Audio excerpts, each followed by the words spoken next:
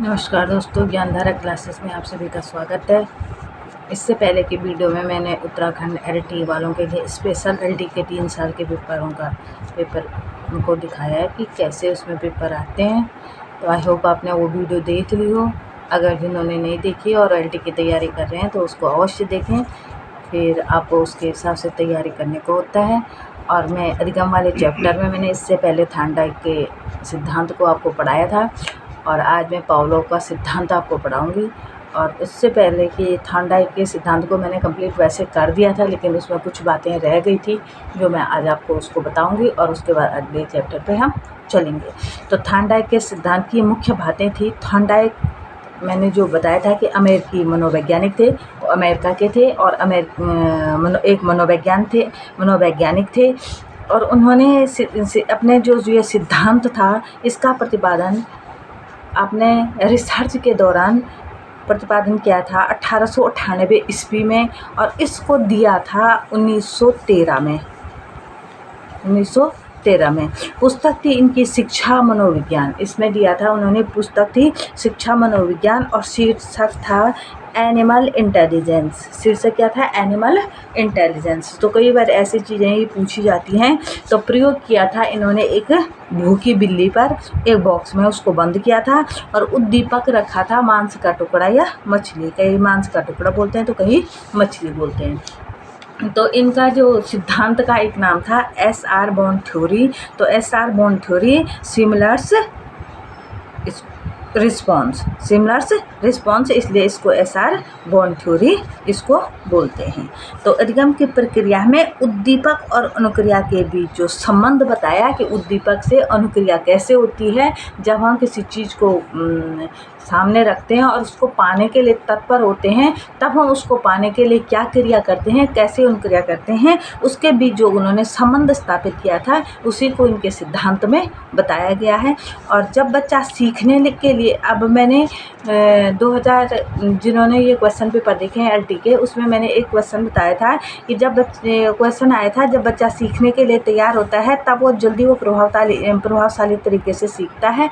तो वह सिद्धांत किसका है? तो यहाँ पे थोड़ा सा मैंने एक, अब आप बोलोगे कि ये तो प्रभाव के नियम पे था, मैंने तत्परता का नियम आपको बताया था उसमें, लेकिन सिद्धांत तो वो थांडाइक का ही है, लेकिन इसमें तत्परता और प्रभाव दोनों के नियम पर वो आधारित है। जब बच्चा सीखने के लिए तैयार होता है, सीखने के लिए उत्सुक होता है, तो ये जहाँ ये लाइन उसको तत्परता के नियम से जोड़ती हैं, तब वो प्रभावशाली तरीके से सीखता है। तो प्रभावशाली तरीका आया तो तत्परता और प्रभाव के नियम दोनों का नियम इसमें दिया हुआ है। लेकिन सिद्धांत पूछा गया था कि किसका सिद्धांत है, तो सिद्धांत ये थांडाइक का सिद्धांत है।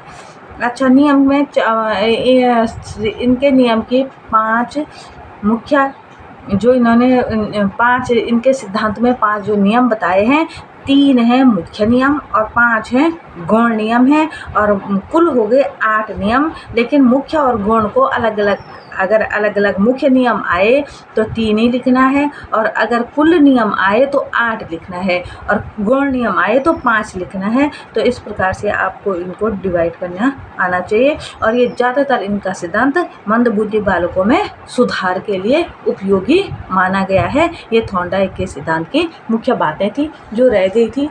तो आप शुरू करते हैं पावलोव का सिद्धांत। क्या था पावलोव का सिद्धांत?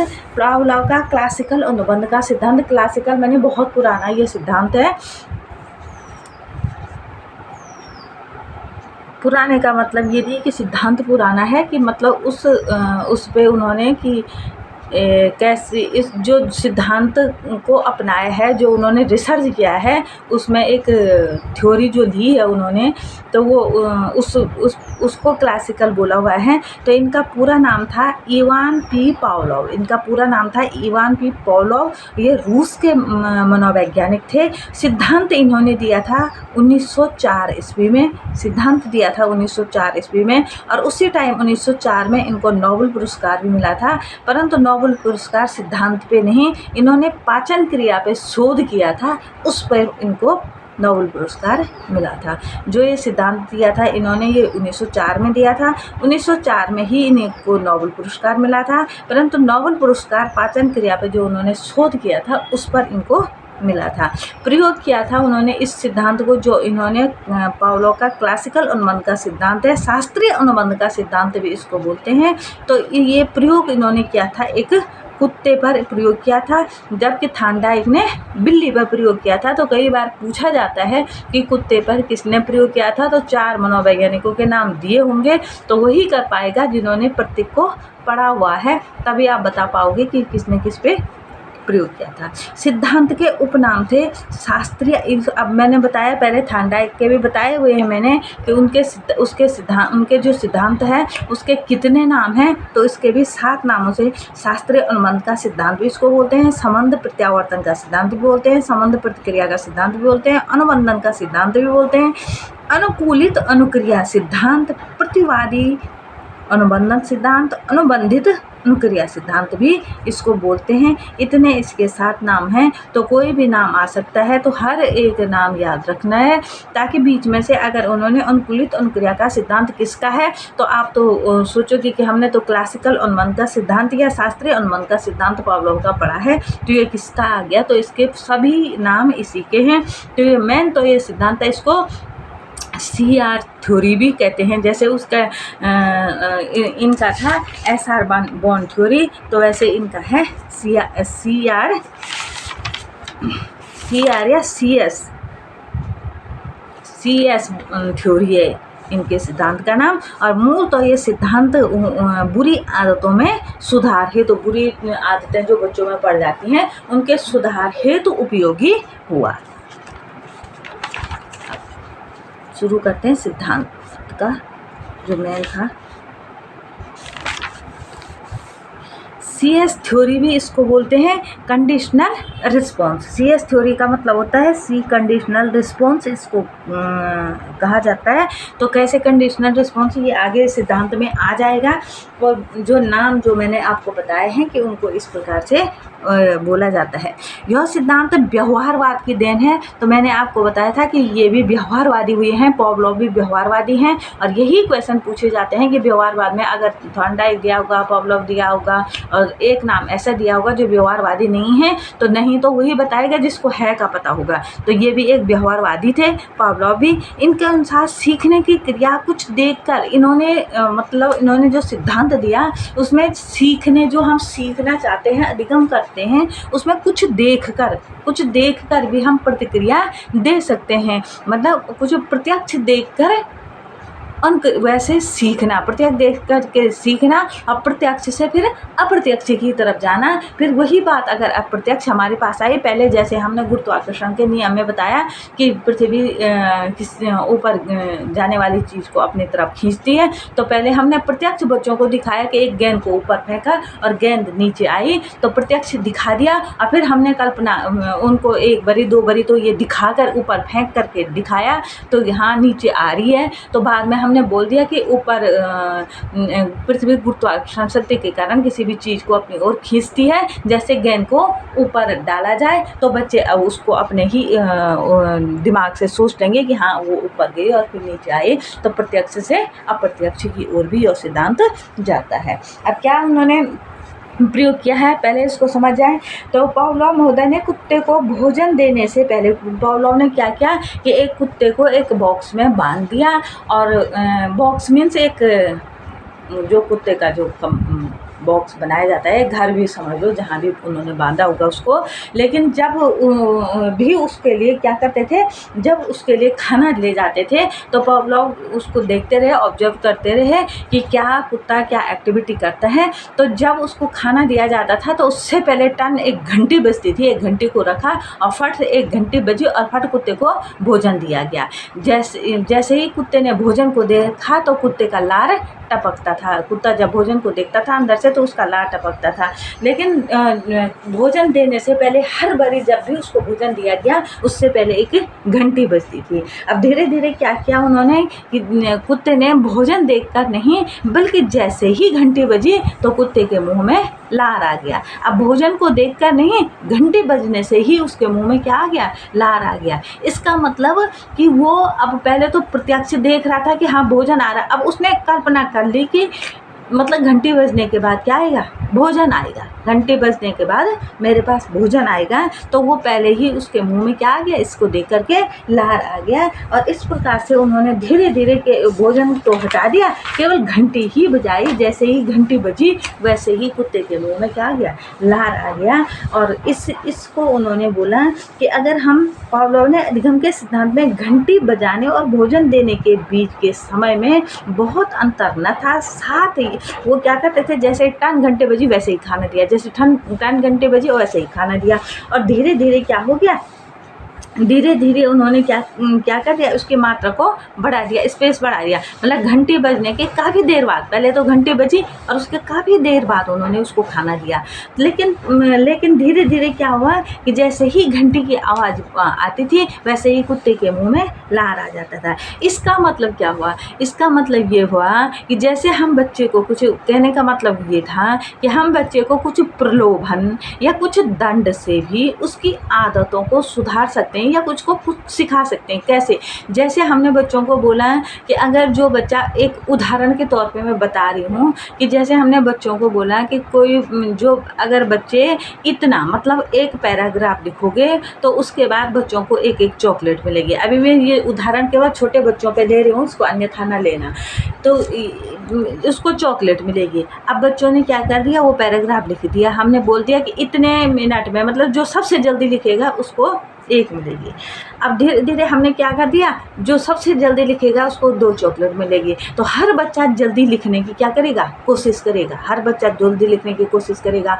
फिर हमने 2 का बोल दिया तो हर बच्चा उससे आगे आने की कोशिश कर दिया। अब धीरे धीरे उनकी जब 1 बारी, 2 बारी, 3 बारी हो गई तो फिर उनकी वो जल्दी लिखने की क्या बन गई, आदत बन गई। अब अगर हमने बोला कि जो सबसे अच्छी हैंड राइटिंग में लिखेगा तो उसको हम ये चीज़ देंगे, कुछ भी देने का हमने उनको कुछ भी प्रोत्साहन, मतलब कुछ भी देने के लिए कह दिया।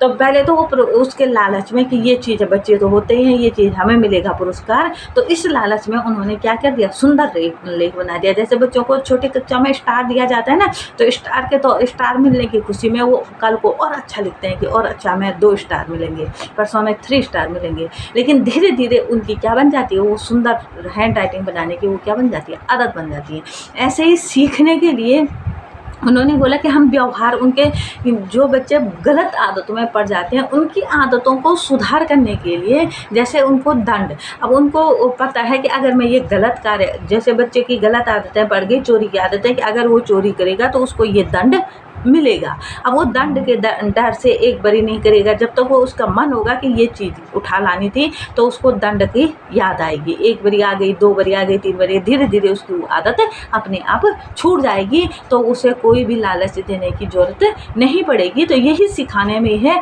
पहले सिखाने के लिए उनको कुछ ना कुछ प्रलोभन देना, कि पुरस्कार देना, दंड देना, कुछ भी। और धीरे धीरे जब आदत बन जाएगी उनकी ये, तो फिर तो वो उस चीज़ से, वो चीज़ अपने आप ही करने बैठ जाएंगे। तो फिर बोलने या प्रलोभन देने या पुरस्कार देने की ज़रूरत भी नहीं पड़ेगी। तो कहने का मतलब ये था कि पहले तो हम कुछ दे करके, कुछ लालच दे करके, फिर वो व्यवहार उसमें उसी उसकी तौर पर हमारा क्या बन जाता है, वो एक व्यवहार बन जाता है, व्यवहार परिवर्तन हो जाता है कि उससे हमारा व्यवहार परिवर्तन हो गया। यह सिद्धांत व्यवहारवाद की देन है। इसके अनुसार सीखने की क्रिया में कुछ देख करके प्रतिक्रिया, अभी मैंने बता दिया ना, पहले तो कुछ देख करके प्रतिक्रिया दी और फिर धीरे धीरे वो वही हमारा क्या बन गया, व्यवहार बन गया। अप्रत्यक्ष से प्रत्यक्ष की ओर, अभी अप्रत्यक्ष से प्रत्यक्ष की ओर, या पावलोव को अनुबंध का जनक भी कहा जाता है। पावलोव को अनुबंध का जनक भी कहा जाता है। अप्रत्यक्ष से कैसे, जैसे पहले तो हमने कुछ दे करके उनको सिखाने की कोशिश की, तो मेन मुद्दा क्या था, सिखाना। बात चॉकलेट देने की नहीं थी, वो तो केवल सिखाने का एक तरीका था।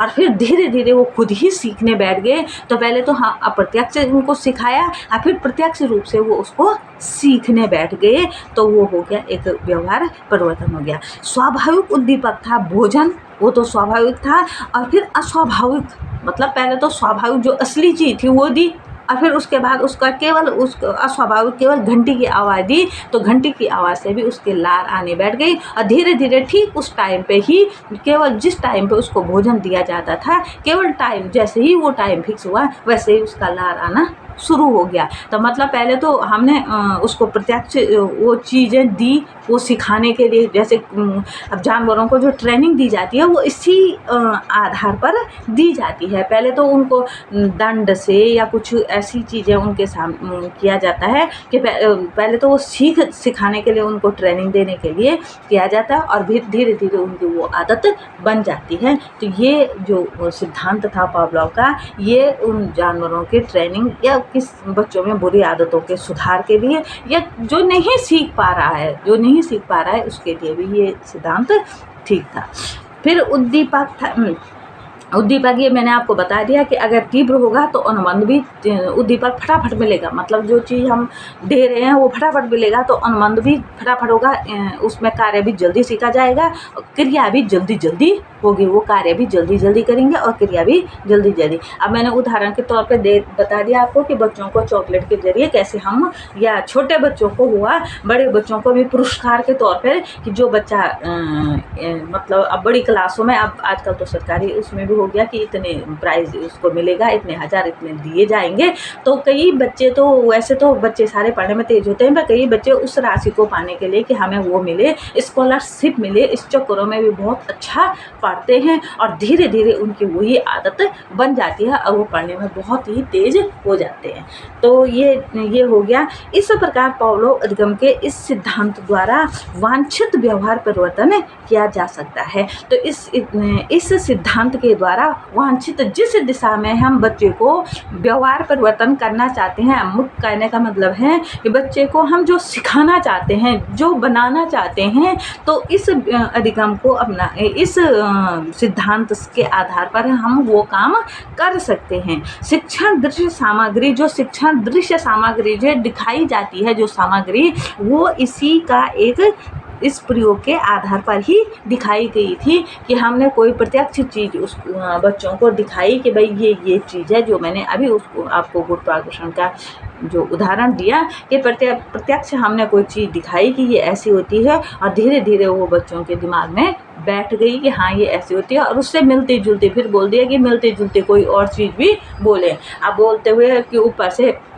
क्या गिरा, पेड़ से फल भी नीचे की ओर गिरा, ऊपर की ओर गया ही नहीं। तो धीरे धीरे बच्चे अधिक उदाहरण देंगे तो जल्दी उनकी समझ में फिर आ जाती है बात कि ये कहना क्या चाहते हैं। अब पिछड़े और मानसिक कमजोर व्यक्ति को प्रशिक्षित किया जा सकता है। पिछड़े और मानसिक रूप से जो कमज़ोर होता है उसको भी इस प्रकार के प्रत्यक्ष उदाहरण दे करके, इस प्रकार के जो दृश्य सामग्री दिखा करके, इस उदाहरण के द्वारा उसको भी अच्छे से समझाया जा सकता है। और जो मानसिक कमज़ोर बच्चे होते हैं, जो ऐसे स्कूल होते हैं, तो उनको इसी आधार पर ऐसे उदाहरणों के साथ ही समझाया जा सकता है। अब अगला है, अब है अनुबंधन के घटक। कौन कौन से अनुबंधन के घटक? इसमें है, एक है उत्तेजना होनी चाहिए किसी चीज़ को। अधिगम प्रक्रिया में किसी भी बालक को अनुक्रिया के लिए, तत्पर के लिए उत्तेजना आवश्यक है। मतलब जो हम क्रिया करना चाहते, जो चीज़ अगर हम पढ़ना चाहते हैं, बच्चों के लिए तो पढ़ना ही ज़्यादा बेटर रहेगा। जब हम पढ़ना चाहते हैं, हमारी इच्छा होगी, तो उसको पढ़ने के लिए हमें उत्तेजना हो, मतलब तत्परता हो, हमें ये लगे कि हमें आना चाहिए, ये चीज़ आनी चाहिए, तो वो बच्चा जल्दी उसको सीखता है।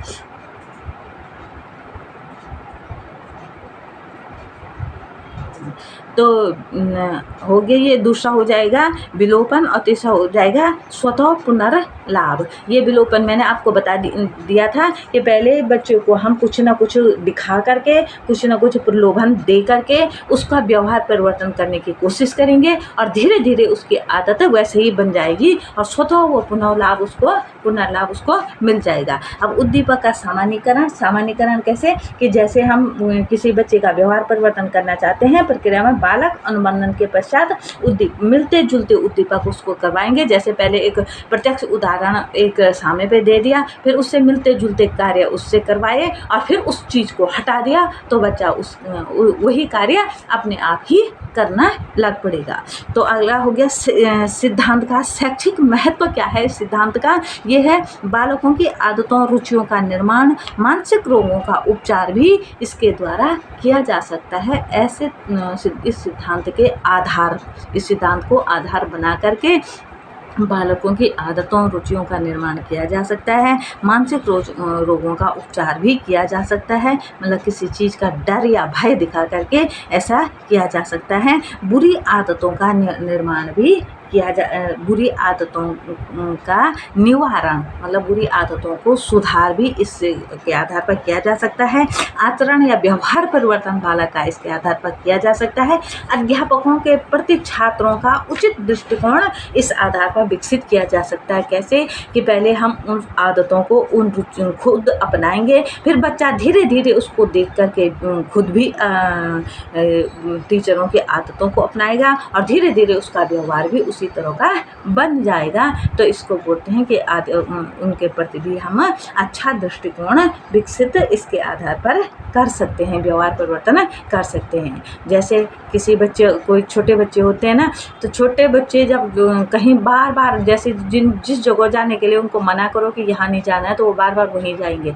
जिस काम के लिए मना करो कि ये नहीं करना है तो वो वही काम बार बार करेंगे। तो ऐसी जैसे हमने बोल दिया कि इधर से इधर को नहीं जाना तो बच्चे बार बार वहीं जाएंगे। तो वहाँ पे कोई ऐसी चीज़ रख देना, जैसे ही बच्चे वहाँ जाएंगे तो एक आवाज़ें, आजकल खिलौनों की आवाज़ें आते हैं ना, जैसे चूं सी कोई आवाज़ आई तो वो एकदम से डर गए। तो अगर एक बारी दो बारी अगर हम ऐसा करेंगे कि फिर बच्चा सोचता है कि अगर मैं उधर गया तो वहाँ वही आवाज़ आएगी डरावनी, तो इस डर से वो धीरे धीरे उधर जाना क्या कर देगा, बंद कर देगा और धीरे धीरे उसकी वो आदत बन जाएगी। कि बच्चों को बोल दिया सीढ़ियों के पास नहीं जाना, अब पेरेंट्स तो इधर उधर लगे हुए हैं, बच्चे फिर भी सीढ़ी पे जा रहा है। छोटा बच्चा जो चलना सीखता है तो एक बारी दो बारी तीन बारी अगर उसको मना करने से तो हटेगा नहीं। तो उधर हम कोई